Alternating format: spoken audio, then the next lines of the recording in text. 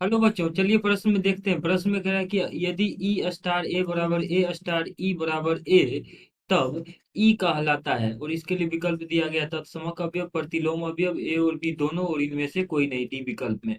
तो दिए गए प्रश्न के लिए अगर हम मुख्य अवधारणा की बात करें तो अवधारणा मुख्य अवधारणा ये है कि सबसे पहले हम समझते हैं कि तत्समक अवयव क्या है।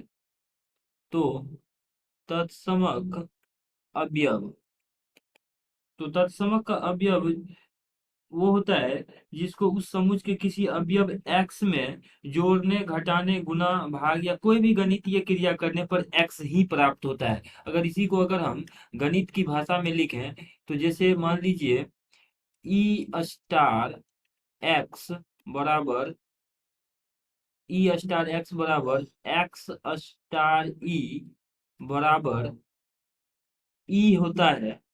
तो इस स्थिति में जैसे ई का स्टार, यहाँ पे द्विआधारी संक्रिया हमने लिया है, तो ई स्टार एक्स अगर एक्स स्टार ई के बराबर है और परिणाम स्वरूप उसका मान ई नहीं, यहाँ पर एक्स के बराबर अगर आ रहा है, अगर ये बराबर में एक्स के आ रहा है, तो उस स्थिति में यहाँ पर ई जो है तत्समक अवयव कहलाता है।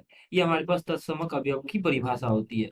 अब देखिए, अ, यहाँ पे ये तो हमारे पास गणितीय परिभाषा होगी। अगर इसी को हम भाषा के तौर पे समझे तो वह अवयव जिसको उस समुच्चय के किसी अवयव एक्स में जोड़ने, घटाने, गुना, भाग या कोई भी गणितीय क्रिया करने पर एक्स ही प्राप्त होता हो, तो उस स्थिति में यहाँ पे इस अवयव ई को हम तत्समक अवयव कहते हैं।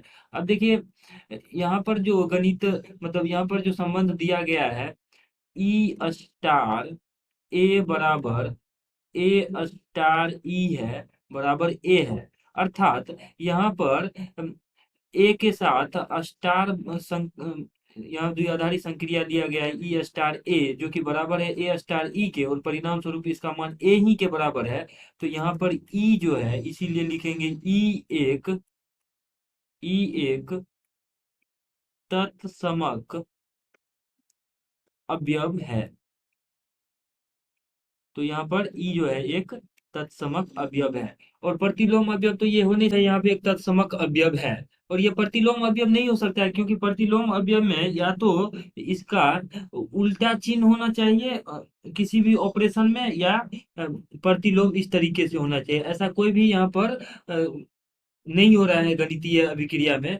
तो इस तरीके से हमारे पास ई जो है सिर्फ और सिर्फ तत्समक अवयव होगा, जो कि विकल्प ए में है। आशा करते हैं कि दिए गए प्रश्न का हल आपको समझ में आया होगा। धन्यवाद।